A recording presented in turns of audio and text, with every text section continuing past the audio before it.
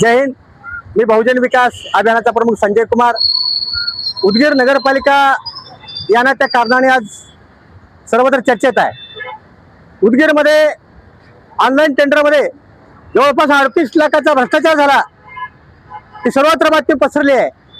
उदगीर नगरपालिकेला भ्रष्टाचार रूपाची घुस लागली आहे। जनतेचा पैसा आहे, मात्र प्रशासक काळामध्ये अधिकारी आणि कर्मचारी यांनी मिळून हा पैसा स्वतःसाठी वापर केला। म्हणजे सर्वांवर जनतेच्या पैशाचा अपव्यय केला म्हणून सर्वांवर गुन्हे दाखल झाले पाहिजे। बहुजन विकास अभियानाची मागणी आहे। नगरपालिकेचा पैसा हा पाण्यासारखा तुम्ही खर्च केला, लोकांसाठी खर्च केला गेला नाही, ते त्यांच्या वचक नसल्यामुळे खर्च केला गेला। म्हणून प्रशासकाआधी जेवढे काही खर्च झाले असतील, जेवढे काही पैसे खर्च केले असतील, जेवढे काही व्यवहार ज्या नगरपालिका केला असेल, तर सर्व व्यवहारिक चौकशी व्हावी यासाठी बहुजन विकास अभियान येत्या 4 दिवसामध्ये आता आमरण उपोषण करणार आहे।